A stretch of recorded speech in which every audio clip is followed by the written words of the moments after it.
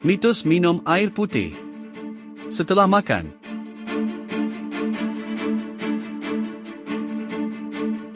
Beberapa orang sering mengatakan tidak baik minum air putih setelah makan.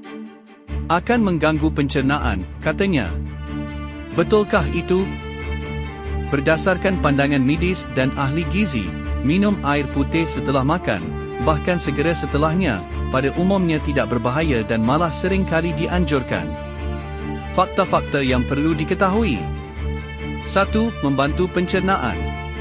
Air membantu memecah makanan, membuatnya lebih mudah bergerak melalui kerongkongan dan masuk ke lambung. Air adalah komponen penting dalam semua cairan pencernaan tubuh.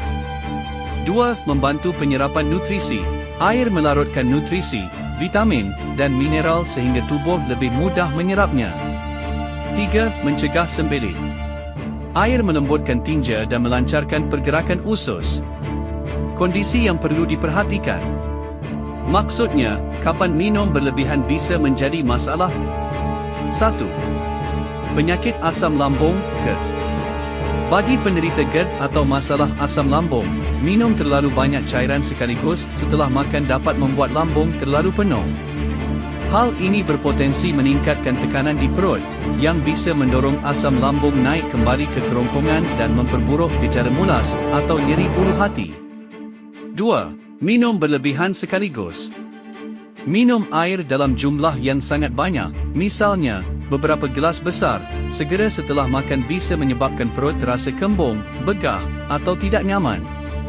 3. Jenis minuman lain. Beberapa minuman yang dikonsumsi segera setelah makan, seperti teh, mengandung tanin yang dapat menghambat penyerapan zat besi, atau minuman bersoda, menyebabkan kembung, memang sebaiknya dibatasi atau diberi jeda. Kesimpulan, 1. Tidak benar bahawa minum air putih segera setelah makan itu berbahaya secara umum. 2. Anda boleh minum air putih secukupnya saat makan atau segera setelahnya, terutama jika anda haus atau makanan yang dikonsumsi kering. 3.